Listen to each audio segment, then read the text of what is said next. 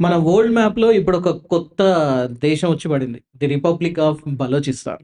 ఓ రకంగా చెప్పాలంటే మూలిగనక్క మీద తాటికాయ పడ్డట్టయింది పాకిస్తాన్ పరిస్థితి. నిన్న మొన్నటి దాకా అనుకోని ఒక యుద్ధం లాంటి వాతావరణంలో పాకిస్తాన్ చాలా కోల్పోయింది. అలాంటి పరిస్థితుల్లో ఇప్పుడు బలోచిస్తాన్ స్వయం ప్రకటిత దేశంగా తమను తాము ప్రకటించుకున్నారు. అసలు ఈ బలోచిస్తాన్ ఏంటి? పాకిస్తాన్‌కి, బలోచిస్తాన్‌కి మధ్య ఉన్న ఈ యుద్ధం ఎన్ని సంవత్సరాల నుంచి జరుగుతుంది? అండ్ బలోచిస్తాన్‌కి వెనకున్న హిస్టరీ ఏంటి తెలుసుకునే ప్రయత్నం చేద్దాం. నమస్తే. నేను మీ పవన్ కృష్ణ. మీరు చూస్తున్న స్క్వేర్ టాక్స్. అండ్ ఇవాళ దీని గురించే మనతో పాటు చర్చించడానికి మన స్టూడియోలో ఉన్నారు. సీనియర్ జర్నలిస్ట్ జయసింహ చతుర్వేది గారు. నమస్కారం సార్. నమస్తే. సార్ ఏంటి సార్ ఈ కొత్త నేషన్, కొత్త దేశం వచ్చింది. ఇది అంటే స్వయం ప్రకటిత దేశం అంటున్నారు. కానీ దీనికి ఇప్పుడు ఇంపార్టెన్స్ ఉందా? దానికి ఒక అంటే వాల్యూ ఉందా? ఒక కాంటెక్స్‌లో కొత్త దేశం అనేది కొంతవరకు నిజం. కానీ బలూచిస్తాన్ కొత్త దేశం కాదు. నిజానికి పాత దేశం. ఓకే. ఓకే. ఈరోజు మనం పాకిస్తాన్ అని దేన్నైతే అంటున్నామో, ఈ పాకిస్తాన్ 1947కు ముందు ఆగస్ట్ 15, 14కి ముందు ఎందులో భాగంగా ఉండేది? అఖండ భారత్‌లో భాగంగా ఉండేది. అంటే ఇండియా అని మనం ఈరోజు ఏమంటున్నామో దాంట్లోనే పాకిస్తాన్ గూడా ఇంటిగ్రల్ పార్ట్‌గా ఉండేది. ఓకే. ఓకే. అప్పుడు మనం 1947 ఆగస్ట్ 15 తర్వాత మనం ఈరోజు పాకిస్తాన్ అంటున్న దాన్ని ఆ రోజు వెస్ట్ పాకిస్తాన్ అనేవాళ్ళు. ఓకే. ఓకే. ఈస్ట్ పాకిస్తాన్ అంటే బంగ్లాదేశ్. బంగ్లాదేశ్. 1971 వరకు 1947, 1971 మధ్యలో ఈస్ట్ పాకిస్తాన్ ఉండేది. హ్మ్. అదే తర్వాత బంగ్లాదేశ్ అయింది 1971 తర్వాత. సో, 2 పాకిస్తాన్‌లుగా మనకు 1947లో ఒక దేశం ఏర్పడింది. ఆ దేశం పేరు పాకిస్తాన్. హుహు. One part is western Pakistan and other part is eastern Pakistan. ఈ 2 భారతదేశానికి అటువైపు, ఇటువైపు ఎందుకున్నాయంటే ఇవి 2 భారతదేశంలో భాగం కాబట్టి. ఓకే. ఓకే. 1947 ఆగస్ట్ 14థ్, 15థ్ ఆ డేస్‌లో 2 భాగాలుగా బ్రిటిష్ వాళ్ళు విడదీయడం జరిగింది. ఓకే. విడదీసిన తర్వాత ఇండియా, పాకిస్తాన్ ఏర్పడ్డాయి. మరి ఇదంతా జరుగుతున్నప్పుడు బలూచిస్తాన్ ఎక్కడుంది? అంటే మనం ఇవాళ చాలామంది ఏమనుకుంటారంటే మ్యాప్ చూసి పాకిస్తాన్‌లో బలూచిస్తాన్ గూడా భాగంగా ఉంది కాబట్టి భారతదేశం నుంచి పాకిస్తాన్‌ని విడదీసి ఒక కొత్త దేశంగా ఏర్పాటు చేసినప్పుడు అంటే 1947 ఇయర్‌లో ఈ బలూచిస్తాన్ గూడా కొత్త దేశంగా పాకిస్తాన్‌తో పాటు ఏర్పడిపోయింది అని అనుకుంటారు. అందరూ అదే బట్ అనుకుంటారు. బలూచిస్తాన్ అనేది ఇండియాలో భాగంగా లేకపోవడం అనేది చాలా రోజుల నుంచి జరుగుతుంది. ఓకే. బలూచిస్తాన్ కూడా ఇండియాలో భాగమే. కానీ ఎప్పుడు ఈ మధ్య కాలంలో కాదనమాట. యాక్చువల్‌గా మన భారతదేశము ఆహ్, ఔరంగజేబ్ కాలంలో గావచ్చు, అంతకుముందు అశోకుడి కాలంలో గావచ్చు, అశోకుడి తర్వాత పుష్యమిత్ర శుంగ అనే రాజు కాలంలో కావచ్చు, చాలా విస్తారంగా ఉండేది దేశం. ఓకే. దక్షిణ భారతదేశంలోని కొన్ని ప్రాంతాలతో పాటు, ఈరోజు మనం ఈశాన్య భారతదేశం అంటున్న అస్సాము, మణిపూర్, మిజోరాం ఈ ప్రాంతాల నుంచి మొదలుపెడితే, ఆఫ్ఘనిస్తాన్ దాటిన తర్వాత ఇరాన్ బార్డర్ వరకు కూడా భారతదేశం విస్తరించి ఉండేది. ఓకే. ఓకే. అయితే రాజుల కాలంలో రాజ్యాలు ఎట్లుంటాయి? 10 ఏళ్ళకి, 15 ఏళ్ళకు, 5 ఏళ్ళకోసారి గూడా సరిహద్దులు మారిపోతుంటాయి. అవును. ఎందుకంటే రాజులు ఒకరినొకరు ఓడించుకోవడం, గెలవడం జరుగుతుంటది. ఇటువంటి క్రమంలో బలూచిస్తాన్ అనే ప్రాంతం గూడా చాలా కాలం హిందూ రాజుల కాలంలో ఉండేది. దీని ఓకే. ప్రస్తావన మహాభారతంలో గూడా ఉంది. ఓకే. మహాభారతంలో గూడా ఈ బలూచిస్తాన్ ప్రాంతానికి సంబంధించి చాలా ప్రస్తావనలున్నాయి. అక్కడికి పాండవులు వెళ్ళడము, లేదంటే మిగతా స్టోరీలో భాగంగా అక్కడ రాజులు హస్తినాపురానికి రావడం ఇవన్నీ జరుగుతూ ఉండేవన్నమాట. ఓకే. సో, బలూచిస్తాన్ అనేది ఇస్లామిక్ ఇన్వేషన్స్‌కి ముందు హిందూ భూభాగమే అది. అక్కడ హిందువులు ఉండేవాళ్ళు. అయితే దీనికి సరిహద్దులేంటి అంటే బలూచిస్తాన్ ప్రాంతంకి ఈరోజు పాకిస్తాన్‌లో ఉన్న బలూచిస్తాన్ ఒకటే బలూచిస్తాన్ కాదు. హ్మ్. ఈ బలూచిస్తాన్ అనే పేరుతో ఇంకొక 2 భూభాగాలు గూడా ఉన్నాయి. ఇరాన్‌లో కొంత భాగాన్ని గూడా బలూచిస్తాన్ అంటారు. ఓకే. ఆఫ్ఘనిస్తాన్‌లో కొంత భాగాన్ని గూడా బలూచిస్తాన్ అంటారు. ఓకే. సో, ఇరాన్, ఆఫ్ఘనిస్తాన్, పాకిస్తాన్‌లో ఉన్న బలూచిస్తాన్ ఈ 3 కలిపితే ఒక బలూచిస్తాన్. గ్రేటర్ బలూచిస్తాన్ అన్నమాట. ఓకే. అయితే ఎక్కువ భాగం మాత్రం భూభాగము పాకిస్తాన్‌లో ఇప్పుడు అంతర్భాగంగా ఉంది పాకిస్తాన్. అయితే 1947 పాకిస్తాన్ ఏర్పాటయ్యి భారతదేశానికి బ్రిటిషర్ల నుంచి స్వతంత్రం వచ్చిన రోజుకి ఈ బలూచిస్తాన్ దీన్ని వేరే ఒక రాజు పరిపాలించేవాడు. హ్మ్.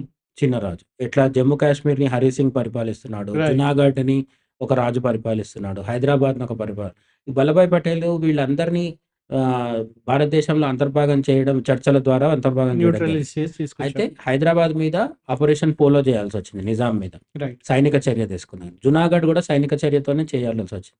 కాశ్మీరు నెహ్రూ హ్యాండిల్ చేశారు. అది కొంతవరకు మనకు వచ్చింది. మిగతా కొంత భాగం ఇప్పటికీ పీఓకే రూపంలో కాశ్మీర్ పాకిస్తాన్ చేతిలో ఉండిపోయింది. ఇట్లాంటి ఒక సమస్యనే బలూచిస్తాన్‌కి గూడా వచ్చింది. బ్రిటిషర్లు వదిలేసి వెళ్ళిపోయిన తర్వాత బలూచిస్తాన్ పాకిస్తాన్‌లో గాని, ఇండియాలో చేరే అవకాశాలు తక్కువ. ఎందుకంటే మనకి వాళ్ళకి డైరెక్ట్ భూమిలో సరిహద్దు లేదు. హ్మ్. నేల మీద మనకు వాళ్ళకి డైరెక్ట్ లింక్ లేదు. అయితే మనకి వాళ్ళకి మధ్య అరేబియన్ సముద్రం ఉంది. అరేబియా సముద్రం మీద నుంచి మన గుజరాత్, ముంబై తీరం నుంచి బలూచిస్తాన్‌కి వెళ్ళడం పెద్ద విషయమేం కాదు. అవును. ఈజీగా వెళ్ళిపోవచ్చు. బట్ భూమి మీద నుంచి వెళ్ళాలంటే మాత్రం ఖచ్చితంగా పాకిస్తాన్‌లో ఉన్న సింధ్, పంజాబ్ ఇట్లాంటివి దాటుకుంటూ బలూచిస్తాన్‌కి వెళ్ళాలి. సో, మనకి బలూచిస్తాన్‌కి మధ్య పాకిస్తాన్ అనేదైతే ఉంది. ఎప్పుడు 1947. రైట్. అప్పుడు బలూచిస్తాన్ రాజు ఎవరైతే ఉన్నారో జనరల్‌గా ఇట్లాంటి చిన్న చిన్న రాజ్యాల రాజులకి ఏముంటది పెద్ద సైన్యాలు అవన్నీ ఉండవు కాబట్టి, పాకిస్తాన్ ఏర్పాటైన తర్వాత జిన్నా ఈ బలూచిస్తాన్‌ని పరిపాలిస్తున్న రాజు ఎవరైతే ఉన్నారో షా బలోచ్ అని, అతన్ని చర్చల కోసమని పిలిచినట్టుగా పిలిచి పాయింట్ బ్లాంక్‌లో గన్ బెట్టి సంతకాలు చేయించేసుకున్నారు. ఓకే. 1947 తర్వాత.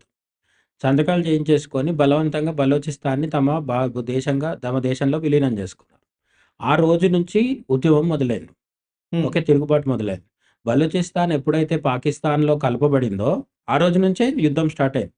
ఓకే. చాలామంది అనుకునేదేంటంటే బలూచిస్తాన్ ఉద్యమం ఏదో మోడీ వచ్చిన తర్వాత 2014 తర్వాత నుంచి అయితుందని అనుకుంటారు. కాదు. బలూచ్ ప్రజలు పాకిస్తాన్‌తో మేము ఉండము అని చెప్పింది ఎప్పుడు అంటే, ఎప్పుడైతే కలపడం జరిగిందో అప్పటి నుంచి చెప్తున్నారు వాళ్ళు. ఎందుకంటే కలవడం వాళ్ళకిష్టం లేదు. కలవడం వాళ్ళకిష్టం ఎందుకు లేదు అంటే, బలూచ్ ప్రజలు ముస్లింలే.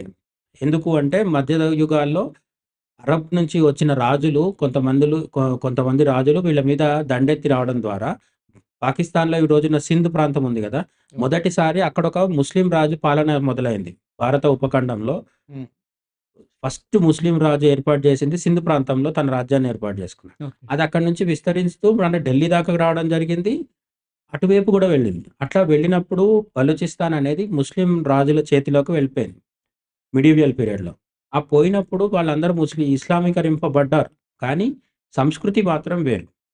ఓకే. బలూచ్ ప్రజలు బేసిక్‌గా తెగలు వాళ్ళు. అంటే ట్రైబ్స్, ఎస్టీ, షెడ్యూల్డ్ ట్రైబ్స్ లాంటి వాళ్ళు. అంటే గిరిజన ప్రజలు వాళ్ళు. వాళ్ళ అక్కడ భాష గూడా వేరని విన్నాను నిజమా? బలూచి భాష ఉంటది వాళ్ళది. యాహ్! వీళ్ళు పాకిస్తాన్‌లో మిగతా వాళ్ళు మాటే ఉర్దూ లాంటి భాష కాదు వాళ్ళది. అంటే వాళ్ళు ఉర్దూ మాట్లాడతారు. పాకిస్తాన్‌తో ఉన్నారు హ్మ్. కాబట్టి హ్మ్. వచ్చు వాళ్ళకి. కానీ ఉర్దూ కాకుండా వాళ్ళకి సెపరేట్ భాష ఉంది. సెపరేట్ డ్రెస్సింగ్ ఉంది. అవును.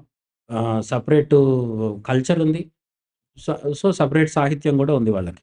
సో, ఇవన్నీ ఉండడం వల్ల వాళ్ళు తమని తాము వేరుగానే చూసుకుంటున్నారు ఇప్పటివరకు. పోనీ వాళ్ళని బలవంతంగా బెదిరించి కా తమలో కలుపుకున్న పాకిస్తానీలు ఏ రోజు కూడా ఇస్లామాబాద్ నుంచి వాళ్ళని తమలతో సమానంగా చూడలేదు. హ్మ్. ఓకే. బలూచిస్తాన్ అనేది పాకిస్తాన్ భూభాగంలో 44% ఓకే. ఈ రోజున పాకిస్తాను, బంగ్లాదేశ్ విడిపోయిన తర్వాత హుహు. సగానికి సగం పోయింది. ఓకే. ఎందుకంటే ఈస్ట్ పాకిస్తాన్ అనేది పోయి బంగ్లాదేశ్ అయింది. హుహు. సో, దాదాపు ఒక 50% భూభాగం పోయినాక మిగిలిన పాకిస్తాన్ ఏదైతుందో, హుహు. దాంట్లో 44% బలూచిస్తాన్ భాగమే. హుహు. నీ దేశంలో 44% భూభాగం ఉన్న ప్రావిన్స్‌ని ఎంత జాగ్రత్తగా చూసుకోవాలి? కానీ పాకిస్తాన్‌లో అది జరగట్లేదు. హ్మ్. పంజాబ్ అనేది ఏదైతే ఉందో, పాకిస్తాన్‌లో పంజాబ్ అంటే ఏంటి? మన పంజాబ్‌ని ఆనుకోనున్న భాగం అన్నమాట. మన అమృత్‌సర్, చండీగఢ్ ఇవి దాటి వెళ్ళిన తర్వాత పాకిస్తాన్ బార్డర్ దాటగానే ఏదైతే వస్తదో ఆ పంజాబ్ ఇంపార్టెంట్. అవును. అక్కడే డబ్బులుంటాయి. అక్కడే వ్యవసాయం జరుగుతది. అక్కడే పరిశ్రమలుంటాయి. అక్కడే నగరాలుంటాయి. అక్కడే సైన్యం ఉంటది. అక్కడే అవును. ప్రధానమంత్రి గూడా ఉంటాడు. అంటే పంజాబ్ వాళ్ళే అన్ని రంగాల మీద గుత్తాధిపత్యం పెట్టుకున్నారు వాళ్ళు. సో, పంజాబీలంటే పాకిస్తాన్‌లో ఎవ్వరికీ సదుద్దేశం లేదు. అంటే నేను విన్నది నిజమేనా? అంటే క్రికెట్‌కి సంబంధించిన ఒక కెప్టెన్ ఉండాలన్నా పంజాబీయే ఉండాలి. And most of the cricketers Punjab నుంచే ఉండాలి. పీఎంలు గూడా పంజాబ్ నుంచే. అండ్ ఆర్మీ జనరల్స్ గూడా ఎక్కువ పంజాబ్ వాళ్ళదే ఎక్కువ ఉంటుంది అని జెప్పేసి. ఇదంతా క వాస్తవమా? కాబు ఖచ్చితంగా 100% అంతా నిజమే. హ్మ్. పంజాబీలదే పాకిస్తాన్. అసలు మనం ఈరోజు పాకిస్తాన్ అంటున్నది కేవలం పంజాబ్ మాత్రమే. మిగతా ఎవరికీ అక్కడ పెద్ద ప్రాముఖ్యత ఉండదు. మళ్ళీ అందరూ ముస్లిమ్సే. భారతదేశంలో హిందువుల్ని వ్యతిరేకించేటప్పుడు అందరూ కలిసి వ్యతిరేకిస్తే వ్యతిరేకించొచ్చేమో. కానీ ఓకే. అది మతపరమైన విద్వేషమే తప్ప వాళ్ళలో వాళ్ళకి గొడవలు లేవని కాదు. సో, బలూచ్ ప్రజల్ని చాలా తీవ్రంగా వివక్షకు గురి చేశారనమాట. సో, అంటే బలూచ్ నుంచి దోచుకున్న దాంట్లో కేవలం 2% కూడా వాళ్ళ కోసం స్పెండ్ చేయలేదు. హ్మ్. వాళ్ళకు స్కూల్స్ ఉండవు, కాలేజెస్ ఉండవు, పరిశ్రమలుండవు, పెద్ద నగరాలుండవు. ఓకే. మనం పాకిస్తాన్ అనగానే వినే నగరాలున్నాయి గదా! కరాచీ, లాహోర్, ఇస్లామాబాద్, రావల్పిండి ఇవేవి కూడా బలూచిస్తాన్‌లో లేవు. ఓకే. బలూచిస్తాన్‌లో ఉండేది ఒకే ఒకటి క్వెట్టా అనే నగరం ఉంటుంది. అవును. అది మాత్రం కొంచెం పెద్దది. అది కూడా ఏమి లాహోరు, కరాచీ అంత పెద్దదేం కాదు. అంటే అక్కడ నగరీకరణ కూడా జరగలేదు. అర్బనైజేషన్ లేదు. ప్రజలు గ్రామాల్లో పేదరికంలో మగ్గిపోతుంటారు. వాళ్ళకి చదువు లేదు. ఆహ్, ఏది లేదు. అంటే అంటే పాకిస్తాన్‌లో మిగతా ప్రాపర్‌గా అణచివేయబడ్డ ఒక ప్రదేశం అనుకోవచ్చు. సిస్టమాటిక్‌గా అణచివేయబడింది. అక్కడ చాలా ఖనిజాలున్నాయి. బొగ్గు నుంచి బంగారం వరకు చాలా ఖనిజాలున్నాయి. గ్యాస్ నిల్వలున్నాయి. హ్మ్. అండ్ పాకిస్తాన్‌కి సీ పోర్ట్ లేదు. కరాచీ తప్ప. అవును. అటువంటిది గ్వాదర్ పోర్ట్ ద్వారా బలూచిస్తాన్ ద్వారా సముద్రాన్ని యాక్సెస్ చేసుకునే అవకాశం ఉంది. So, okay. బలూచిస్తాన్‌ని స్ట్రాటజిక్‌గా వాళ్ళు చాలా బాగా చూసుకోవాలి. కానీ పాకిస్తాన్‌లో ఉన్న పంజాబీ, ముస్లిమ్స్ ఎవరైతే ఉన్నారో వాళ్ళ బుద్ధి ఏంటంటే మిగతా అందరిని తక్కువగా చూస్తారు. ఆ తక్కువ చూడటం వల్లనే ఖైబర్ పఖ్తూన్‌ఖ్వా కావచ్చు, బలూచిస్తాన్ కావచ్చు, సింధ్ కావచ్చు, పీఓకే కావచ్చు అన్ని చోట్ల కూడా వ్యతిరేకత వస్తుందన్నమాట వాళ్ళ మీద. ఓకే. ఈ రోజున షహబాజ్ షరీఫ్, అసీం మునీర్ కూడా పంజాబీలే.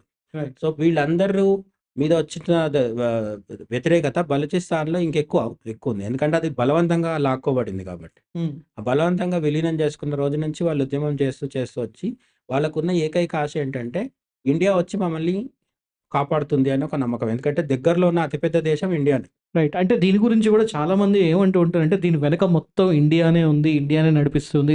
దీని వెనక ఉంది. బలోచిస్తాన్‌కి ఇండైరెక్ట్‌గా మనం ఫండ్స్ పంపిస్తున్నాం అని జెప్పి గూడా కొంతమంది అంటూ ఉంటారు. దీంట్లో ఎంతవరకు వాస్తవం ఉండే అవకాశం ఉంది? ఇప్పుడు ఒకవేళ నిజంగా అటువంటివేమైనా జరిగినా భారతదేశ ప్రభుత్వం ఒప్పుకోదు. మనకు తెలిసే అవకాశం లేదు. ఎందుకంటే అవి ఎవరు అఫీషియల్‌గా చెప్పరు కదా! అవును. ఓకే. అమెరికా చాలా ఇప్పుడు బంగ్లాదేశ్‌లో షేక్ హసీనా పోయి మొహమ్మద్ యూనిస్ రావడానికి అమెరికానే కారణం. ఒప్పుకుంటుందా? అమెరికా వచ్చి ఒప్పుకోదు కదా హ్మ్. పబ్లిక్‌గా. హ్మ్. ఆ విధంగా ఇండియా ఒకవేళ బలూచిస్తాన్ ప్రజల వెనుక ఉంటే అది ఒప్పుకునే విషయం కాదు. సరే ఉందా లేదా పక్కన పెడితే బలూచిస్తాన్ ప్రజలకి ఇండియా మద్దతు ఇవ్వాలా వద్దా? ఇస్తుందా లేదా కాదు. అసలు ఇవ్వాలా వద్దా? రైట్. అదే అంటే ఇప్పుడు ఎందుకు ఈ సిట్యుయేషన్‌లో ఇండియా ఎటువంటి స్టెప్ తీసుకుంటే బావుంటుందంటారు? నైతికంగా ఖచ్చితంగా ఇవ్వాల్సిన అవసరం ఉంది. ఎందుకంటే బలూచ్ ప్రజలు గత 75, 80 సంవత్సరాలుగా నిరంతరం పోరాడుతున్నారు. వాళ్ళ పోరాటంలో జెన్యూనిటీ ఉంది. వాళ్ళేమి కేవలం ఊరికే చెప్పట్లేదు. ఓకే. పాకిస్తాన్ వాళ్ళు ఇప్పుడు కాశ్మీర్ కావాలని అడుగుతున్నట్టుగా గొంతెమ్మ కోరికలేం కోరట్లేదు. వాళ్ళు తమ భూభాగం తమకు గావాలంటున్నారు. అవును. ఎందుకు? తమను వివక్షకు గురి చేస్తున్నారు కాబట్టి. వివక్షనే కాదు, బలూచిస్తాన్‌లో ఉన్న మగవాళ్ళని రాత్రి కిడ్నాప్ చేసేస్తది పాకిస్తాన్ ఆర్మీ. హ్మ్. తీసుకొని పోయి చంపేసి ఎక్కడో దిక్కుమొక్కు లేకుండా ఎక్కడో ఒక దగ్గర భూమిలో తవ్వి పెట్టేస్తది. బలూచిస్తాన్ అనేది ఎడారి ప్రాంతం. హ్మ్. ఎక్కడ పడితే అక్కడ ఇసుకలో తవ్వి పాతిపెట్టేస్తుంటారు. రెండోది స్త్రీలు. అక్కడ చాలా దారుణంగా స్త్రీలు అణచివేతకు గురవుతున్నారు. అక్కడ ఆ స్త్రీ బలూచిస్తాన్ స్త్రీలకు గాని, అమ్మాయిలకు గాని ఏమంత మాత్రము ప్రొటెక్షన్ ఉండదు. హ్మ్. పాకిస్తాన్ ఆర్మీ, పాకిస్తాన్ పోలీసుల చేతిలో వాళ్ళు చాలా సార్లు రేప్‌లకు గురవుతుంటారు. ఓకే. ఇది దశాబ్దాల పాటు జరిగినా గూడా ఎందుకు మరి యూఎన్ఓ గాని, లేకపోతే ప్రపంచం ఎందుకు గుర్తించలేదు అంటే, ఒకటి దాన్ని హైలైట్ చేయాల్సిన భారతదేశం గవర్నమెంట్ ఏదైతే ఉందో నెహ్రూ నుంచి మన్మోహన్ వరకు వీళ్ళెవరు గూడా దాని మీద చొరవ చూపించలేదు. హ్మ్. ఫస్ట్ అసలు ఎంత ఇదుంటదంటే పాకిస్తాన్ మన మీద దాడి చేస్తది అనే ఒక సెల్ఫ్ డిఫెన్స్‌లో భాగంగా. పాకిస్తాన్ కాశ్మీర్ విషయం యూఎన్ఓలో గూడా చర్చిస్తూ ఉంటది. కాశ్మీర్ మన అంతర్భాగం అయినా సరే పాకిస్తాన్ చర్చిస్తది. ఈవెన్ ఖలిస్తాన్ గురించి గూడా పాకిస్తాన్ బాగా మాట్లాడుతూ ఉంటుంది. మాట్లాడుతూ ఉంటది. ఖలిస్తాన్, కాశ్మీర్ గురించి పాకిస్తాన్ మాట్లాడినప్పుడు మనం బలూచిస్తాన్ గురించి ఎందుకు మాట్లాడొద్దు? కానీ నెహ్రూ నుంచి మన్మోహన్ దాకా టైం వేస్ట్ అయిన తర్వాత మొదటిసారి ఎర్రకోట మీద నుంచి ఆగస్ట్ 15 సందేశం ఇచ్చేటప్పుడు స్వతంత్ర ఇండిపెండెన్స్ డే సందేశం ఇచ్చేటప్పుడు మొదటిసారి మోడీ 2014 తర్వాత బలూచిస్తాన్ అనే పేరెత్తడం జరిగింది. హ్మ్. ఒక ప్రధానమంత్రి ఎర్రకోట మీద నుంచి బలూచిస్తాన్ పేరెత్తడం అనేది పాకిస్తాన్ అంతకుముందు ఎప్పుడు ఊహించలేదు. సో, అంతవరకు ఏంటంటే టేకెన్ ఫర్ గ్రాంటెడ్ అన్నమాట. హ్మ్. ఎందుకు అంటే పాకిస్తాన్ యూఎన్ఓలో బలూచిస్తాన్ విషయం ఎవరు మాట్లాడినా సరే పాకిస్తాన్‌కి అండగా 2 దేశాలుంటాయి. వీటో పవర్ ఉన్న దేశాలు. ఒకటి చైనా, రెండోది అమెరికా. అమెరికా. అమెరికాకి కూడా బలూచిస్తాన్, పాకిస్తాన్ నుంచి విడిపోవడం ఇష్టం లేదు. ఎందుకు అంటే అది అట్లనే ఉంటే వీళ్ళు పాకిస్తాన్‌ని అడ్డుపెట్టుకొని చైనాని, ఇండియాని, ఇరాన్‌ని అందరిని కంట్రోల్ చేయొచ్చు. హ్మ్. ఆఫ్ఘనిస్తాన్‌ని. ఎందుకంటే పాకిస్తాన్ మధ్యలో ఉంది. ఈ అన్ని దేశాలు పాకిస్తాన్ ద్వారా అమెరికా కంట్రోల్ చేస్తుంది. రైట్. చైనాకేంటి? చైనాకి బిజినెస్ ఉంది. సీపెక్ అని ఉంది కదా! చైనా పాకిస్తాన్ ఎకనామిక్ కారిడార్ అని. కారిడార్. యాహ్! చైనా నుంచి మొదలుపెడితే గిల్గిట్ బాల్టిస్తాన్, పాకిస్తాన్, ఆ తర్వాత బలూచిస్తాన్ చివరిలో గ్వాదర్ పోర్ట్. గ్వాదర్ పోర్ట్ తర్వాత అరేబియా సముద్రం ఉంది. సో, చైనాకి అరేబియా సముద్రంలోకి యాక్సెస్ కావాలంటే పాకిస్తాన్, బలూచిస్తాన్ 2 అవసరం. రైట్. బలూచిస్తాన్ ఇప్పుడు స్వతంత్ర దేశంగా మారితే చైనాకి నష్టం గదా! కానీ గ్రౌండ్ లెవెల్ పరిస్థితి ఏంటంటే 2024 సంవత్సరంలో పాకిస్తానీ సైనికుల్ని బలూచ్ రెబెల్స్ 1000 మందిని చంపారు. ఓకే. ఈవెన్ ట్రైన్‌ని గూడా హ్యాక్ జే అది హైజాక్ పోయిన చేశారు. నెలలో. అవును. నేను 2025 కాదు 24లో చెప్తున్నా. యాహ్! ఇప్పుడున్న వరకు ఉన్న లెక్కల ప్రకారం 2024లో 1000 మందికి పైగా పాకిస్తానీ సైనికుల్ని బిఎల్ఏ వాళ్ళు చంపడం జరిగింది. వేరేస్ 2025లో ఇంకా లెక్క తేలాల్సింది. ఎందుకంటే హ్మ్. ఈసారి పెద్ద పెద్దయి జరిగినాయి. కొన్ని వందల మంది కూర్చొనున్న ట్రైన్‌ని హైజాక్ జేసి, అందులో చాలా మంది సైన్యాన్ని చంపేసామని ప్రకటించింది. ఏది ప్రపంచంలో మొట్టమొదటిసారి ఒక ట్రైన్‌ని హైజాక్ చేయడం జరిగింది. ఆ! అందులో ఉన్న సామాన్యులు దాదాపుగా తప్పించుకున్నప్పటికీ పాకిస్తానీ ఆర్మీ, అందులో ఆర్మీ గూడా ఉంది ప్రొటెక్షన్ కోసం. అవును. ఇప్పుడు లాస్ట్ కొన్ని నెలలుగా పరిస్థితి ఏంటంటే, చీకటి పడితే బలూచిస్తాన్ హైవేలు క్లోజ్ అయిపోతాయి. హ్మ్. మిగతా పాకిస్తాన్ నుంచి బలూచిస్తాన్ వైపు వెళ్ళే హైవేలు క్లోజ్. ఎందుకంటే అక్కడికి వెళ్ళాలంటే పాకిస్తాన్ ఆర్మీనే భయపడుతుంది. బలూచిస్తాన్ రెబెల్స్ ఎప్పుడు బాంబులేస్తారో తెలవదు. పరిస్థితి ఎంత దాకా వచ్చిందంటే లైవ్ ఇస్తున్నారు వాళ్ళు. కొన్నిసార్లు హైవేల మీద అవును. పోతున్న కాన్వాయ్‌ల మీద ఆహ్, ఆర్మీ స్నైపర్స్‌తోని, బాంబ్స్‌తోని ఇవన్నీ. ఆర్మీ వాహనాల మీద బాంబేస్తున్నప్పుడు రికార్డ్ చేసేయడం, లైవ్‌లో పెట్టడం గావచ్చు, లేదంటే సోషల్ మీడియాలో షేర్ చేయడం గావచ్చు, ఇవన్నీ చేస్తున్నారు. ఈ విధంగా చేయడమే కాకుండా చైనీస్ వర్కర్స్ కావచ్చు, చైనీస్ ఇంజినీర్స్ కావచ్చు, వాళ్ళు కూడా గత కొన్ని నెలల్లోనే 60 మంది చనిపోవడం జరిగింది. అవును. ఈ బలూచ్ రెబెల్స్ కేవలం దాడులు కాదు, మానవ బాంబులుగా మారి ఇస్లామాబాద్‌లో కూడా మానవ బాంబు పేల్చింది. అవును. ఓకే. దేశ రాజధానిలో. అవును. కాబట్టి బలూచ్ రెబెల్స్‌ని పాకిస్తాన్ గత 70 సంవత్సరాలుగా కంట్రోల్ చేసినట్టు చేయొచ్చు అని వాళ్ళు అనుకుంటున్నారు. కానీ అది కుదరట్లేదు. అదే సార్. అంటే ఇప్పుడు నాకొచ్చిన ఒక డౌట్ ఏంటంటే, అంటే ఎంతగా అనుకున్నా గూడా పాకిస్తాన్ ఆర్మీలో కావాల్సినంత పెట్టుబడులు పెట్టున్నారు. వాళ్ళ దగ్గర ఫైటర్ జెట్స్ ఉన్నాయి. అండ్ ఎంతో కొంత వాళ్ళు ఊరికే చెప్పుకునే అత్యాధునిక సో కాల్డ్ మిసైల్స్ ఎక్సెట్రా ఇవన్నీ ఉన్నాయని జెప్పి అంటూ ఉన్నారు. అండ్ ఆర్మీ ఉంది. ఎయిర్ ఫోర్స్ గూడా ఉంది. అలాంటి వాళ్ళు ఒక బలూచిస్తాన్ లిబరేషన్ ఆర్మీ అని కేవలం వాళ్ళ దగ్గర ఓన్లీ ఓన్లీ నేల మించి నడిచే ఒక ఆర్మీతోని వాళ్ళు, ఒక తిరుగుబాటు వ్యవస్థతోని వాళ్ళు పాకిస్తాన్‌ని ఇంతలా ఎలా ఎదుర్కోగలుగుతున్నారు? అండ్ పాకిస్తాన్ ఎందుకు ఫెయిల్ అవుతుంది ఇక్కడ? 2 కారణాలున్నాయి. ఒకటి, పాకిస్తాన్ వచ్చి భారతదేశ ఆర్మీ మీద దాడి చేయడం అంటే ఈజీ. ఎందుకంటే మన సైనిక స్థావరాలు ఎక్కడుంటాయి, మన సైన్యం ఎక్కడుంటది, అట్లే ఒక సిస్టమ్ ఉంటుంది. హ్మ్. సో, మన సైన్యం మీద వాళ్ళు, వాళ్ళ సైన్యం మీద మనం దాడి చేయడం ఈజీ. కానీ బలూచ్ రెబెల్స్ అట్లా కాదు. వాళ్ళకొక హెడ్ ఆఫీసు, కొన్ని ఆర్మీ యూనిట్స్ అట్లా సిస్టమాటిక్‌గా ఉండరు. సో, వాళ్ళు గెరిల్లా వార్‌ఫేర్ చేస్తారు. హ్మ్. ఓకే. గెరిల్లా యుద్ధంలో ఏంటి, వచ్చి దాడి చేసి వెళ్ళిపోతారు. వాళ్ళెక్కడున్నారో పట్టుకోలేం. రెండోది, బలూచ్ రెబెల్స్ మీద న్యూక్లియర్ వెపన్స్ ఏస్తానంటే భయపడే అవకాశం లేదు వాళ్ళు. హ్మ్. ఎందుకంటే అది వాళ్ళ ఇప్పుడు ప్రస్తుతానికైతే బలూచిస్తాన్ అంతర్భాగం. పాకిస్తాన్‌లోనే ఉంది ఇప్పటికి గూడా. సో, తీసుకెళ్ళి బాంబయితే వేయలేరు. హ్మ్. మిజైల్స్ ఎవరి మీదకి ఎక్కుపెడతారు? మిజైల్స్ కూడా బలూచ్ రెబెల్స్ ప్రజల మధ్యలో ఉంటారు వాళ్ళు. ఓకే. సో, వాళ్ళ మీదకి మిజైల్స్‌తో దాడి చేయలేరు. పాకిస్తాన్ చాలా కాలంలో వాళ్ళని ఎట్లా అణిచిపెట్టింది అంటే, పాకిస్తాన్ బలూచిస్తాన్ ప్రావిన్స్‌లోకి ఎంటర్ అయితే మనకు స్కూల్స్, కాలేజీలు, మార్కెట్లు, సూపర్ మార్కెట్లు, ఒక షాపింగ్ మాల్స్ ఇవేవి కనిపించవు గానీ, ప్రతి గల్లీ చివర్లో, ప్రతి వీధి చివర్లో మాత్రం మిలిటరీ పో ఔట్ పోస్ట్ కనిపిస్తుంటది. ఓకే. ప్రతి చోట నలుగురు సైనికులు కూర్చొని కాపలా కాస్తుంటారు. హ్మ్. వీళ్ళని ఓవర్ పవర్ చేయడానికి వాళ్ళకి ఇన్ని రోజులు టైం పట్టింది. రైట్. ఓకే. ఇప్పుడు రైట్. 80 ఇయర్స్ పూర్తవుతున్న సందర్భంలో బలూచిస్తాన్ వాళ్ళు బలం పుంజుకొని, ఆ బలం ఎట్లొచ్చింది? ఇండియా సహాయం చేస్తుందని పాకిస్తాన్ ఆరోపిస్తుంది. వాళ్ళకి ఆ గన్నులు, బాంబులు అన్నీ ఎవరిస్తున్నారంటే ఇండియా ఇప్పిస్తుందని వాళ్ళు చెప్తున్నారు. దానికేం ప్రూఫ్స్ లేవు. ప్రూఫ్స్ ఉంటే పాకిస్తాన్ చూపిచ్చేది గదా! యూనియన్ ఏమంటారు, ఐక్యరాజ్య సమితి దీంట్లో చూపించొచ్చు గదా! అవును. భద్రతా మండలిలో చూపించొచ్చు. ఎక్కడ ప్రూవ్ చేయలేకపోయింది. సో, ఇప్పుడు Canada prime minister Justin Trudeau, X prime minister, ఆ! ఖలిస్తాన్‌ని సపోర్ట్ చేస్తుంది అంటాడు గానీ, ప్రూఫ్ చూపించడు. నా ఇది మాటే కూడా నమ్మండి అట్లాంటిదే. అంటాడు. ఇది కూడా అంతే. So, right. ఈ పాకిస్తాన్ ప్రూఫ్ చూపించినంత వరకు ఇండియా మద్దతు ఇవ్వడం అనేది కేవలం నైతిక మద్దతు మాత్రమే. ఓకే. వాళ్ళ పోరాటం వాళ్ళే జేస్తున్నారు.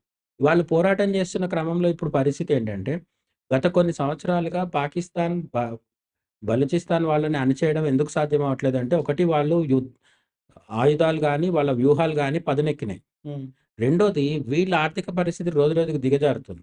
హ్మ్. ఓకే. పాకిస్తాను మన్మోహన్ సింగ్ ఇక్కడ ప్రధానమంత్రిగా ఉండి సోనియా యూపీఏ ప్రభుత్వం హ్మ్. నడిపిస్తున్నప్పుడు మా ప పాకిస్తాన్ పరిస్థితి వేరు. మోడీ వచ్చిన తర్వాత జరుగుతున్న ప ప పరిణామాలు వేరు. అంతర్జాతీయంగా పాకిస్తాన్‌కి చాలా గడ్డు కాలం ఏర్పడింది. హ్మ్. ఓకే. మనం మాట్లాడుకుంటూ ఉంటాం గదా! గోధుమ పిండికి, కోడిగుడ్డుకి గూడా అవును. అడుక్కు తినే అడుక్కు తినే పరిస్థితుంది. పరిస్థితి. మొన్న బ బ బ చాంపియన్స్ ట్రోఫీ అని క్రికెట్ పెడితే, ఆ స్టేడియం గూడా మంచి క్వాలిటీతో కట్టుకోలేని పరిస్థితొచ్చింది. అవును. పోనీ ఆ కట్టిన స్టేడియం ఉందా అంటే, మొన్న ఆపరేషన్ సింధూర్‌లో పోయిందది గూడా.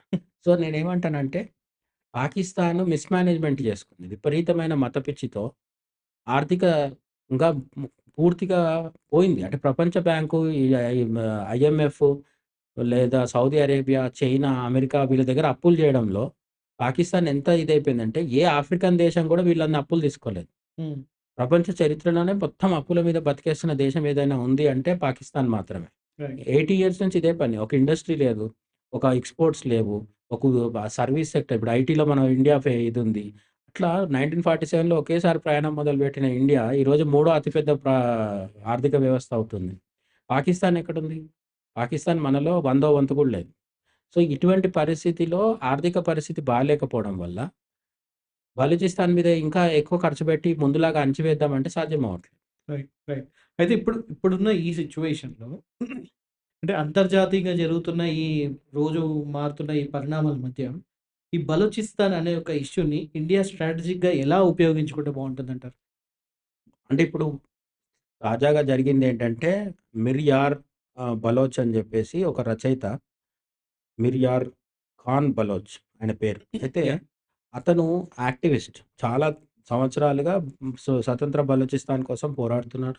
అతను రచయిత. చాలా బాగా పేరున్నవాడనమాట. అతను ట్విట్టర్‌లో, ఎక్స్‌లో ప్రకటించిందేంటంటే, ది రిపబ్లిక్ ఆఫ్ బలూచిస్తాన్ ఏర్పడింది. యుఎన్ఓ గుర్తించాలి. ప్రధానంగా ఇండియా గుర్తించాలని కోరుకున్నారు. అతను అడిగాడనమాట. ఎందుకు హ్మ్. అంటే, ఇండియా బలూచిస్తాన్‌కి అతి దగ్గరలో ఉన్న డెమోక్రటిక్ కంట్రీ. హ్మ్.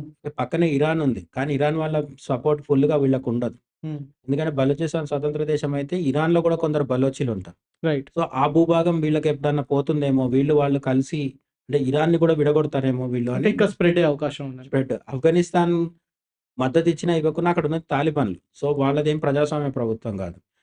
దగ్గరలో ఉన్న అతిపెద్ద ప్రజాస్వామ్యం ఏంటి? ప్రపంచంలోనే అతిపెద్ద ప్రజాస్వామ్యం గాబట్టి, భారతదేశం. భారత్ గుర్తించాలని కోరుకుంటుంది. రెండోది సస్టెయిన్ అవ్వాలి. బలూచిస్తాన్ అనేది స్వతంత్ర దేశంగా బతకాలి ముందు ముందు అంటే, ఒకప్పుడు పాకిస్తాన్‌ని విడదీసి బంగ్లాదేశ్ ఏర్పాటు చేసింది కూడా భారతదేశమే గదా! హ్మ్. అట్లా బలూచిస్తాన్‌కి కూడా భారతదేశం తరఫు నుంచి హెల్ప్ అవ్వాలి. మన శ్రీలంక దివాలా తీసే పరిస్థితిలో ఉంటే 2 సంవత్సరాల కిందట అవును. ఎవరు నిలబడ్డారు వాళ్ళకి?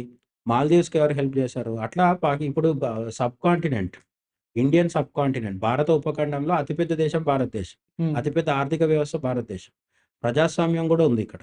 చైనా లాగానో, ఇరాన్ లాగానో కాదు మనం. హ్మ్. కాబట్టి ఇవన్నీ దృష్టిలో పెట్టుకొని బలూచ్ వాళ్ళు కోరుకుంటుందేంటంటే భారత్ గుర్తించాలి. హ్మ్. భారతదేశం ఢిల్లీలో దౌత్య కార్యాలయం అంటే పాకిస్తాన్‌కి, ఎంబసీ. చైనాకి ఎట్లయితే ఎంబసీ ఉందో అట్లా బలూచిస్తాన్‌కి కూడా ఎంబసీని ఇవ్వాలి అని వాళ్ళు కోరుకుంటున్నారు.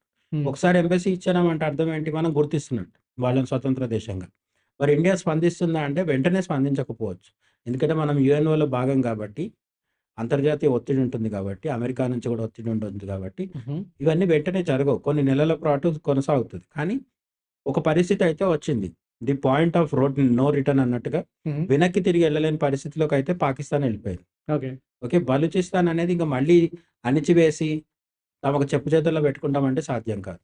అయితే ఇప్పుడు వాళ్ళు ఆడ స్వతంత్ర దేశంగా ప్రకటించారు గదా! ఏమైంది పరిస్థితి అంటే, ఇప్పుడే స్వతంత్ర దేశం కాదు బలూచిస్తాన్. కానీ ఒక ఎమోషన్ బిల్డ్ చేస్తున్నారనమాట వాళ్ళు. హుహు. ఇంతకాలం పోరాటం. ఇప్పుడు పోరాటంతో పాటు బయట ఒక వాతావరణాన్ని గూడా క్రియేట్ జేస్తున్నారు. అయితే ఇప్పుడు పాకిస్తాన్ చేతుల్లోంచి ఈ పరిస్థితి పూర్తిగా చేయి జారిపోయినట్టేనా? లేకపోతే మళ్ళీ పాకిస్తాన్ ఎళ్లి ఆక్రమించుకొని మళ్ళీ తన బలం పుంజుకునే పాకిస్తాన్ అవకాశం ఉందా? ట్రై చేస్తది. ఇప్పుడు కాదు. నేననేదేంటంటే రేపు స్వతంత్ర దేశంగా ఏర్పడి అక్కడ ఒక ప్రభుత్వం ఏర్పడి ఆ! వాళ్ళకు సెపరేట్ సైన్యం ఉన్నా గూడా వీళ్ళు మళ్ళీ పోయి ట్రై చేస్తారు. రైట్. మన దేశంలో ఉన్న కాశ్మీర్‌నే లాక్కోవాలని చూస్తుంది పాకిస్తాన్. అవును. బలూచిస్తాన్ ఎందుకు వదిలిపెడతది? అందుకే వాళ్ళు భారత్ సపోర్ట్ కోరుకుంటున్నారు. రైట్. ఓకే. భారత్ వచ్చి వాళ్ళకి సపోర్ట్ చేస్తే అక్కడ పుష్కలంగా ఖనిజాలున్నాయి కాబట్టి హుహు. భారత్‌కి ఆ ఖనిజాలతో ఉపయోగం ఉంటుంది. భారతదేశం ఇచ్చే భద్రత బలూచిస్తాన్ అస్తిత్వానికి చాలా ఇంపార్టెంట్ అన్నమాట. రైట్. అయితే చివరిగా ఇంకొక క్వెషన్ ఏంటంటే వరల్డ్ వైడ్‌గా ఇప్పుడు ప్రస్తుతం బలూచిస్తాన్‌కి వాల్యూ ఉండే అవకాశం ఉందా? గుర్తించే అవకాశం ఉందా? అండ్ అది రానున్న రోజుల్లో ఇంకెన్ని రోజులు పట్టొచ్చు? దానికి వాళ్ళు ఎటువంటి ఇంకా ఛాలెంజెస్ ఫేస్ చేయాల్సుంటుంది బలూచిస్తాన్‌కి? బలూచిస్తాన్ అనేది కొన్ని సంవత్సరాల పాటు కొనసాగే ప్రక్రియ. స్వతంత్ర దేశంగా ఏర్పడ్డంది అనే ప్రకటన ఒక రోజులో చేస్తాం గానీ, అది వెంటనే జరగదు. ఓకే. దాన్ని ఫస్ట్ ఎవరు గుర్తిస్తారనేది ఇంపార్టెంట్. హ్మ్. ఓకే. ఇజ్రాయెల్ అనే దేశం 1948లో ఏర్పడింది. 1948లో ఏర్పడితే దాంతో దౌత్య సంబంధాలు కొన్ని సంవత్సరాల కింది వరకు ఉండేవి కాదు. హ్మ్. ఓకే. వాజ్పేయి వచ్చే వరకు కూడా మన దేశము పెద్దగా ఏమంటారు సత్సంబంధాలేం పెట్టుకోలేదు. అంతవరకున్న కాంగ్రెస్ ప్రభుత్వాలు కావచ్చు, ఇతర వాజ్పేయి వచ్చిన తర్వాత మన ధోరణిలో మార్పొచ్చింది. మోడీ వచ్చిన తర్వాత ఇజ్రాయెల్‌కి మనం చాలా దగ్గరయ్యాం. హ్మ్. ఆ విధంగా ఒక 50 ఏళ్ళు, 70 ఏళ్ళు టైం పట్టే ప్రక్రియలివన్నీ. So, right. బలూచిస్తాన్ ఏర్పడుతుందా అంటే ఖచ్చితంగా ఏర్పడుతుంది. ఎంతలోపు అనే దానికి ఆన్సర్ లేదు. హ్మ్. అతి త్వరలో బలూచిస్తాన్ అనేది ఏర్పాటైతే జరుగుతుంది. కానీ దాని పూర్తి స్థాయి బలూచిస్తాన్ దేశం ఏర్పడటం అనేది కొన్ని దశాబ్దాల పాటు టైం పడుతుంది. ఒక్కొక్క దేశం స్లోగా చేస్తది. ఇప్పుడు పాకిస్తాన్ దాన్ని ఎప్పటికీ గుర్తించదు. హ్మ్. తన భూభాగంలోంచే విడిపోయింది కాబట్టి. పాకిస్తాన్ గుర్తించకపోతే ఆ తుర్కీ వాడు కూడా గుర్తించడు ఎర్డోగాన్. వాడు ఎట్లాగో పాకిస్తాన్‌తో కలిసి తిరుగుతుంటాడు. మలేషియా లేకపోతే చైనా ఈ దేశాలన్నీ గుర్తించవు. హ్మ్. చైనా గుర్తించకపోయినంత కాలం యూఎన్ఓలో చాలా ఇబ్బందులుంటాయి బలూచిస్తాన్‌కి. హ్మ్. వీటో పవర్ ఉంది చైనాకి. మనకు లేదు. సో, ఇవన్నీ సమస్యలుంటాయి. రైట్. అయినప్పటికీ ఒక స్వతంత్ర దేశంగా ఉండొచ్చు.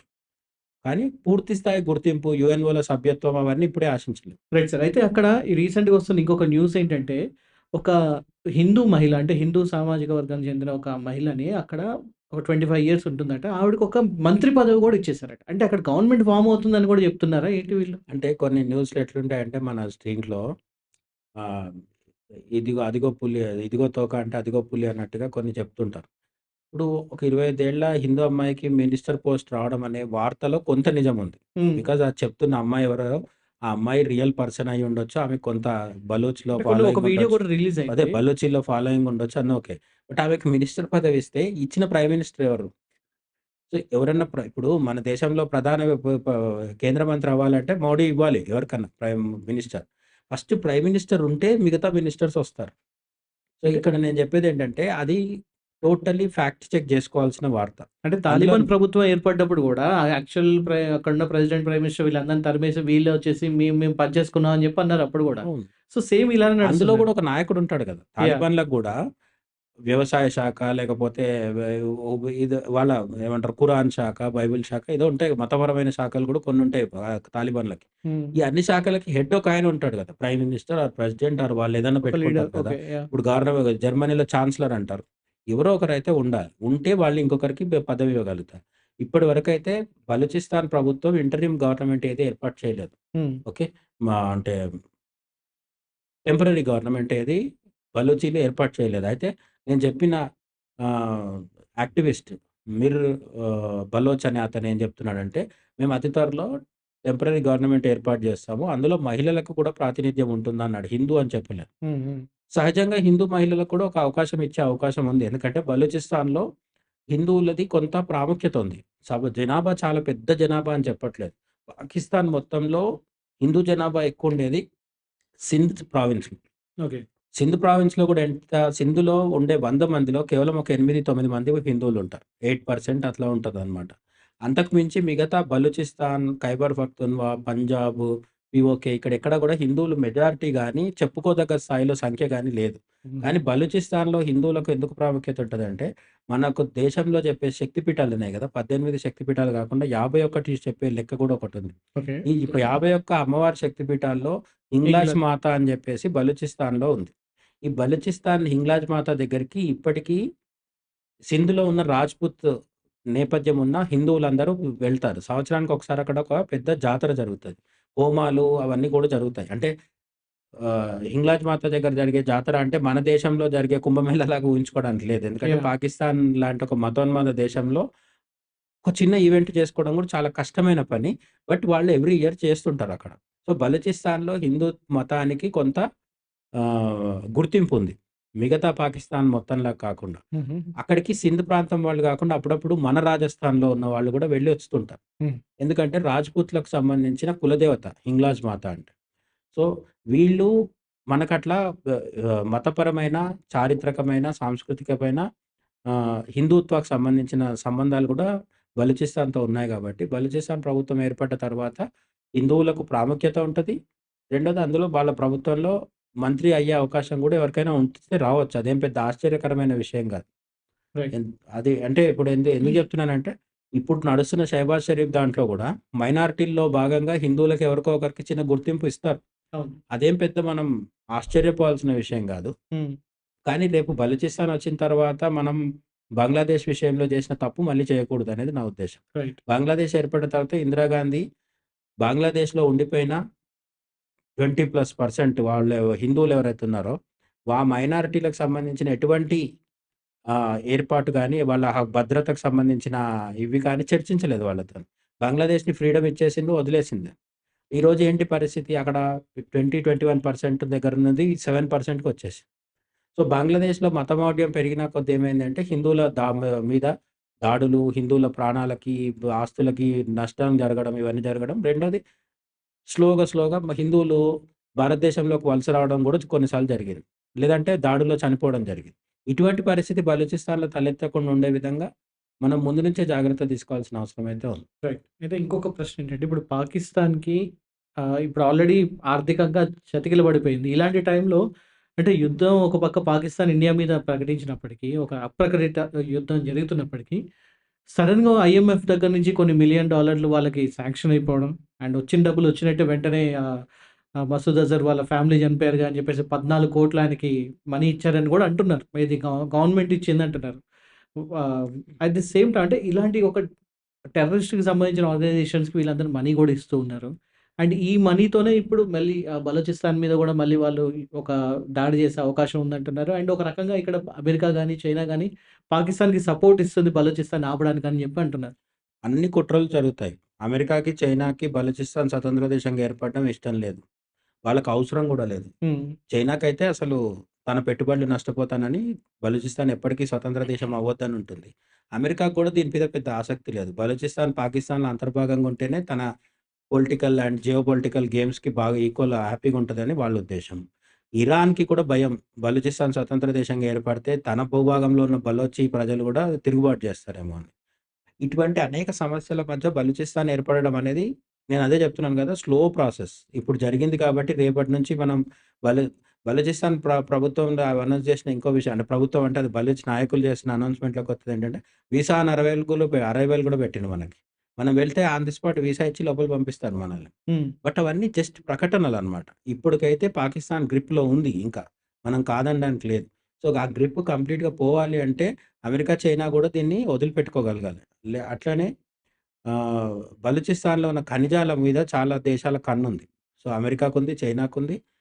వీలైతే ఇండియా వాళ్ళు గూడా బిజినెస్ చేస్తారు. ఎందుకంటే దాన్ని తవ్వి తీసి అమ్ముకోగలిగే టెక్నాలజీ అవన్నీ వాళ్ళ దగ్గర లేవు బలూచి ప్రజలకి. రైట్. సో, బలూచ్ ఆర్థికంగా ఎదగాలనుకుంటే వాళ్ళ ఖనిజాలతోనే వ్యాపారం చేయాలి. రైట్. ఆ మైన్స్ ఏవైతే ఉన్నాయో వాటి ద్వారా చేయాలి. ఆ విధంగా చేసేటప్పుడు వాళ్ళు ఏ దేశాన్ని నమ్ముతారనేది గూడా ఇంపార్టెంట్. వాళ్ళు ఒక బలూచిస్తాన్‌ని అమెరికా ఒకవేళ ఓన్ జేసుకోకుంటే, పాకిస్తాన్, చైనా ఏం చేసినా గూడా అటు సాగవు ఆటలు. హ్మ్. అమెరికా కోరుకుంటే బలూచిస్తాన్‌ని స్వతంత్ర దేశం చేయడం 3 నెలల పని. రైట్. కానీ కోరుకోవట్లేదు అది సమస్య. So, right. ఇండియా మాత్రమే బలూచిస్తాన్‌కి ఇప్పుడు పెద్ద దిక్కుగా మారింది. So, right. బలూచిస్తాన్ వాళ్ళు అన్ని కుట్రల్ని ఛేదించి సాధించాలంటే వాళ్ళ వెనక ఇండియా ఉండాలి. రెండోది బలూచిస్తాన్ ప్రజలు చేస్తారు తప్పకుండా తాము అనుకున్నదని ఎందుకు చెప్తున్నామంటే, వాళ్ళు 7 నెల్లో, 8 నెలల నుంచో చేయట్లేదు. 8 దశాబ్దాల నుంచి చేస్తున్నారు. ఓకే. 80 ఇయర్స్. వాళ్ళు ఉద్యమం చేస్తూనే ఉన్నారు. తిరుగుబాటు చేస్తూనే ఉన్నారు. ఎన్ని మంది ప్రాణాలు పోయినా పోరాడుతున్నారు వాళ్ళు. ఓకే. బలూచిస్తాన్ ఇంత చెప్పుకుంటే అంత పెద్ద భూభాగంలో ఉండేది 1,50,00,000 మంది కూడా ఉండరు. ఓకే. అంత తక్కువ జనాభా ఉండి, అంత తక్కువ ఆర్థిక వనరులుండి, వెనుకబాటుతనం ఉండి కూడా వాళ్ళు పోరాడుతున్నారంటే, వాళ్ళ కాస్ట్‌లో జెన్యూన్‌గా వాళ్ళకు నిజం అంటే నిజాయితీ ఉంది. అంతే కాకుండా ఒకటి 'జలియన్ వాలాబాగ్' లాంటి ఒక ఇష్యూ గూడా అక్కడ జరిగింది. ఒకేసారి కొన్ని వేల మందిని హతమార్చి ఎక్కడో తెలియకుండా పూడ్చిపెట్టారు. ఇవాటికి వాళ్ళ ఫోటోలు అటువంటివి పట్టుకొని తిరిగారు. అటువంటివి చాలా జేస్తారు. Yeah! Every year missing cases మొత్తం ప్రపంచంలో అదే మొత్తం పాకిస్తాన్‌లో, బలూచిస్తాన్‌లోనే ఎక్కువ జరుగుతాయి. రైట్. ఎందుకు మిస్సింగ్ కేసెస్ వస్తున్నాయంటే వీళ్ళు మిస్సింగ్ అవ్వట్లేదు. చచ్చిపోతున్నారు వాళ్ళు.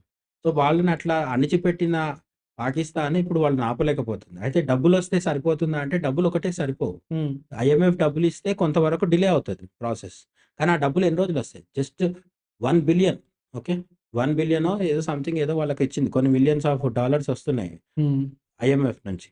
అవి ఎంత అంటే మనలాంటి పెద్ద పెద్ద ఇండియా లాంటి దేశాలకి ఆహ్, అంటే ఒక పెద్ద పెద్ద కొన్ని ఈవెంట్స్ నిర్వహిస్తే గూడా ఆ డబ్బులు సరిపోవు మనకి. అవును. అవును. అంటే మన ఎకానమీని దృష్టిలో పెట్టుకొని చెప్పినప్పుడు పాకిస్తాన్‌కొస్తున్న డబ్బులు నిజంగా గొప్ప పెద్దేం గాదు. మన దేశం లెక్కల ప్రకారం మసూద్ అజర్‌కి ఇస్తున్న డబ్బులు గూడా ఏంటి 14,00,00,000 అని జెప్తున్నారు. హ్మ్. వాడు బిల్డింగ్ కూలిపోయింది. వాడు ఫ్యామిలీ మెంబర్ చనిపోయారు గాబట్టి సో, కాంపెన్సేషన్ ఇస్తున్నారు. కాంపెన్సేషన్ ఇస్తున్నారు. అసలు ఉగ్రవాదికి కాంపెన్సేషన్ ఇవ్వడం ఏంటి అంటే పాకిస్తాన్‌లో ఏదైనా సాధ్యమే. వాళ్ళట్లా తయారైపోయారు. ఉన్మాదంతో తయారైపోయారు. వాళ్ళ యూనిఫార్మ్ యేసుకొనున్న ఆర్మీ పర్సనే ఏం జెప్తున్నాడు మన ప్రెస్ మీట్‌లో, జిహాద్ అనేది మా అఫీషియల్ మోటో అని జెప్తున్నాడు. వాళ్ళ పాకిస్తాన్ అధికారిక సూత్రం, అధికారిక ఇదేంటి విధానం జిహాద్ అని జెప్తున్నాడు. సో, అటువంటి దేశంలో మసూద్ అజర్‌కి డబ్బులిస్తున్నారంటే అదేమి ఆశ్చర్యం గాదు. ఆ హ్మ్. డబ్బుల్ని బలూచ్‌కి వ్యతిరేకంగా వాడతారంటే అది గూడా ఆశ్చర్యం గాదు. ఎన్ని జేసినా సరే ఆపడం మాత్రం నేనదే జెప్తున్నా గదా! పాయింట్ ఆఫ్ నో రిటర్న్ దాకా వచ్చేసింది. రైట్. ఇంకా కొడుతున్నారు. అప్పట్లో ఒకటుండేది. ఒక నినాదం ఉండేది. హ్మ్. 'ఏక్ దక్కా ఔర్ దో బాబ్రీ కో ఫోడ్ దో' అని జెప్పి ఒక నినాదం ఉండేదనమాట. ఈ నినాదం చాలా ఫేమస్. ఉత్తరాదిలో బాగా ఫేమస్ అన్నమాట. అట్లా ఇప్పుడు బలూచిస్తాన్ గూడా పరిస్థితి ఏందంటే, ఔర్ ఏక్ దక్కా తెలంగాణ పక్కా అని మనం గూడా జెప్పేవాళ్ళం గదా! ఉద్యమం టైంలో. అట్లా ఔర్ ఏక్ దక్కా బలూచిస్తాన్ పక్కా అనేది వాళ్ళ పరిస్థితి అన్నమాట. రైట్. లాస్ట్ మూమెంట్‌లో ఉంది. బట్ వ్యతిరేకత, కుట్రలు అన్నీ జరుగుతాయి. అవన్నిటిని తట్టుకొని బలూచిస్తాన్ భారత్ సపోర్ట్‌తో స్వతంత్ర దేశంగా రాబోయే కొన్ని సంవత్సరాల్లో నిలదొక్కుకుంటదని ఆశిద్దాం. Right sir. ఎనీహౌ అంటే బలూచిస్తాన్‌కి ఇంత పెద్ద ఒక చరిత్ర ఉందని ఇప్పుడు మొత్తానికి ఇన్ని రకాల కుట్రల నుంచి అండ్ ఇన్ని రకాల అణిచివేతల నుంచి వాళ్ళు పైకొచ్చిన దాని సంగతి గురించి చాలా చక్కగా వివరించారు ఆడియన్స్‌కి. Thank you so much. So viewers అదనమాట. సో మొత్తానికి మరి బలోచిస్తాన్ అనే ఒక కొత్త కంట్రీ రావాలా? వద్దా? మీరేమనుకుంటున్నారు? తప్పకుండా కామెంట్ సెక్షన్‌లో తెలియజేస్తారని కోరుకుంటున్నాను. Thank you so much for watching. నేను మీ పవన్ కృష్ణ సైనింగ్ ఆఫ్.